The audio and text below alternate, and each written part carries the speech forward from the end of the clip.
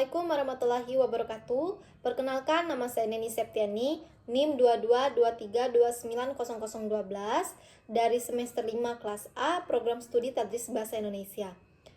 Baik, di sini saya akan memenuhi tugas mata kuliah Perencanaan Pembelajaran Bahasa Indonesia oleh dosen pengampu Bapak Median Heriadi MPD. Langsung saja ke nomor 1, yaitu apa yang dimaksud dengan RPP dan silabus. Jadi, RPP ini adalah rencana pelaksanaan pembelajaran. RPP merupakan dokumen yang digunakan oleh guru untuk merencanakan proses pembelajaran di kelas. RPP juga merupakan panduan sistematis mengenai langkah-langkah yang harus dilakukan agar tujuan pembelajaran tersebut itu dapat tercapai. Sedangkan silabus ini adalah komponen yang berisi tujuan, isi, dan bahan ajar yang akan diajarkan selama satu periode. Kemudian nomor 2 itu apa perbedaan antara RPP dan silabus? Secara detail, RPP ini lebih bersifat detail dan operasional. Dia itu merinci langkah-langkah yang harus dilakukan guru itu seperti materi yang disampaikan, kemudian ada media yang digunakan, dan juga cara mengevaluasi hasil belajar siswa. Sedangkan silabus dia ini lebih bersifat umum dan ringkas. Dia itu memberikan gambaran secara keseluruhan mengenai pembelajaran yang akan diajarkan selama satu periode. Kemudian berdasarkan fungsi, RPP ini sebagai panduan mingguan atau harian.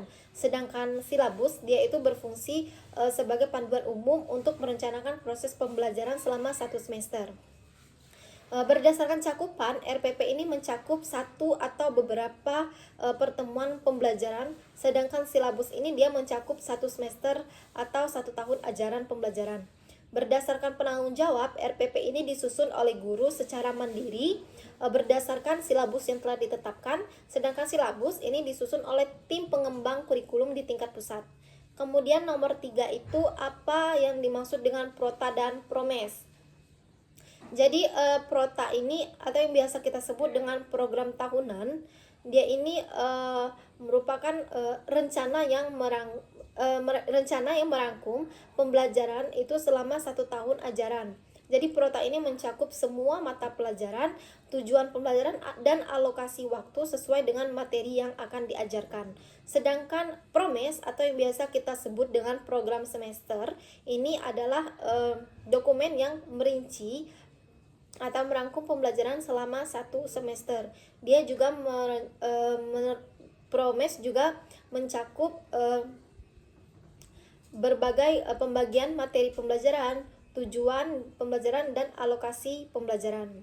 Kemudian yang keempat itu apa tujuan dari pembuatan prota dan promes.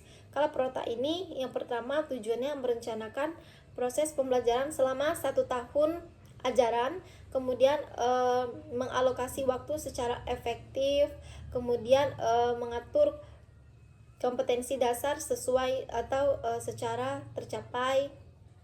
Kemudian yang promes ini dia merinci program per semester, kemudian mengorganisir waktu dan materi secara detail, dan juga dia memudahkan guru mengelola pembelajaran.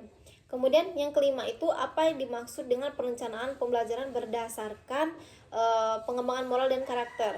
Jadi berdasarkan pengembangan moral dan karakter ini, siswa itu mempunyai kepribadian dan perilaku yang sesuai dengan nilai-nilai moral dan karakter. Contohnya misalnya dalam kegiatan pembiasaan di sekolah, siswa ini bersalaman kepada guru, kemudian membuang sampah pada tempatnya, dan dia itu menghormati orang yang lebih tua. Kemudian yang kedua itu berdasarkan kontekstualisasi pembelajaran. Jadi perencanaan pembelajaran ini tuh menghubungkan materi pembelajaran dengan kisah nyata. Misalnya dalam pembelajaran bahasa Indonesia, siswa tuh dianjurkan untuk bercerita atau dalam pembelajarannya dengan materi siswa bercerita menggunakan festival atau adat budaya dari daerah mereka masing-masing. Kemudian sesuai dengan yang ketiga itu ada pengembangan literasi digital.